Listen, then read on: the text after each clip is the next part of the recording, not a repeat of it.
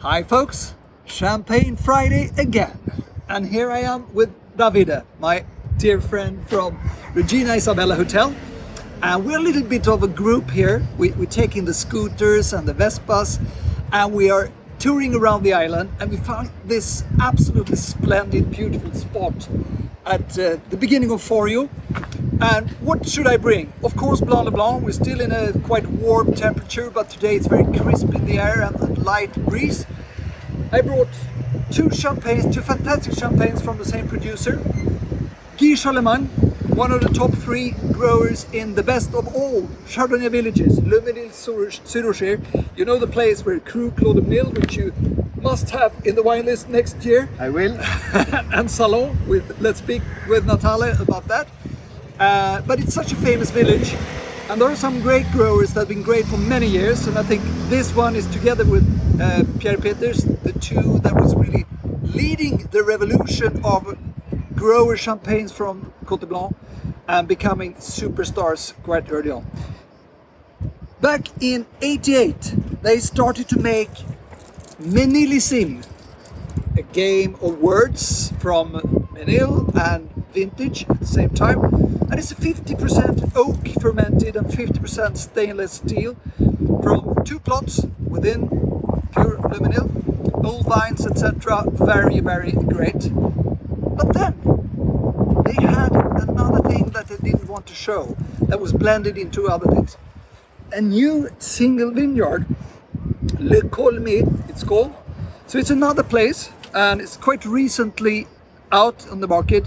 And each year when I tasted them, this is actually the 3rd time I taste them side by side, I think it's even better than Mesnillésime. So what's the difference? Another plot, another expression. I would say it's purer, it's more intense, it has a stronger minerality. It's a little bit more like the Chatillon from Peters and some others. But before we start to taste, I want Davide, who is really a guy from the island with a big heart and a very important position here from the best hotel, where I happen to stay 3 times because I love it so much. So please, my friend, tell us a little bit about the hotel and the island. Yes, with great pleasure. And thank you, Richard, for the great opportunity to give it to me just to talk about this beautiful island and the hotel, of course. You say that this fantastic hotel, you're right. Because the man was building this hotel in 1956. Was here for the first time, and the island was desert. No hotels, just few of them. And then they say this is the right place to make a nice hotel because of the spa, because of the sea, the sun.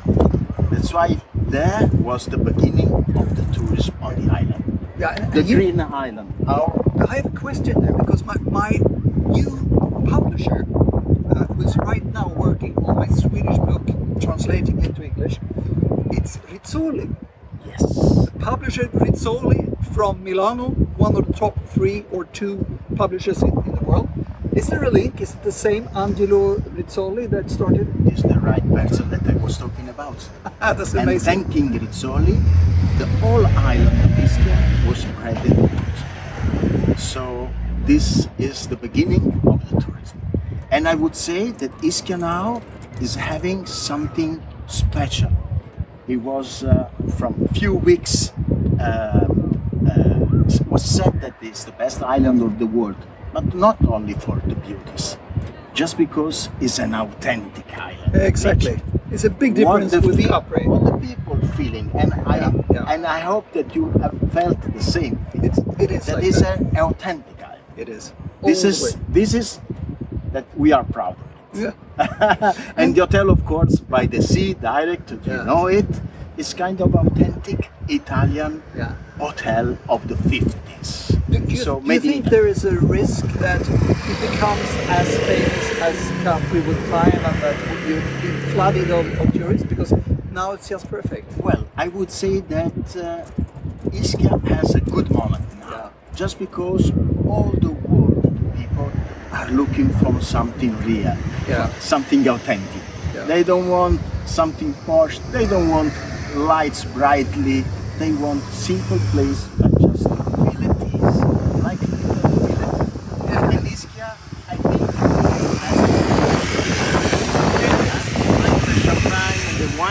good the spice. ingredients. It's I mean, the to spice, have a good yeah. season. And also, of course, everybody knows a lot of ingredients that you can have in the food from the entire Campania, and everything is so close, and many of the ingredients are farmed here or cultivated here. I was yesterday at one of my best restaurants in the world for very, very many years, and I'll say my top 10 ever out of 450 Michelin star restaurants, Danny Maison, where everything is made in a style, starting with dishes which are local and praise for the local cuisine and the ingredients, and then he turns on all the modern techniques and reconstruct them in such a beautiful way. But this is Champagne Friday, so you want to hear more about champagne. So let's say cheers, and I will explain a little bit more. You got the same as me first here. It's Mesnillésime. So Good. let's taste.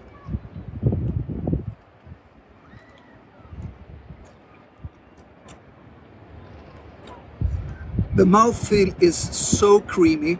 I would say that when we're out in the sun, a little bit too hot to be perfect.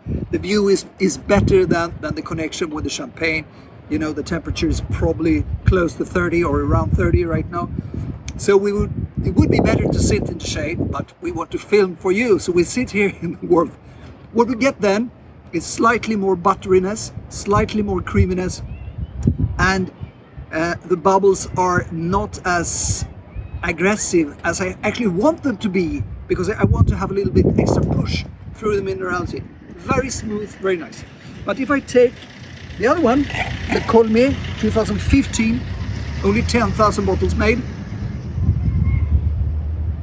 I get this crisp acidity already on the nose. You can sense the flintiness, the stoniness, and there are some hints of red roses, which is not detectable in the first. Beautiful coconut underflavor, the pineapple note as well, which is in quite harsh contrast with the direct freshness. You would expect more lime and lemon, but the fruit is more pineapple despite the austerity and acidity. Cheers, all the Charlemagnes that we have in Mesnille, and thank you for producing beautiful wines. I go for the Coulmets and will finish this glass because I'm not the driver, as is my friend. Thank you, David, for taking me to this spot, and let's go and swim and see a little bit about the mountain, Epomeo. Natalia, you can show the mountain, Epomeo. There we are. That's where we're heading. Cheers! Thank you, Richard.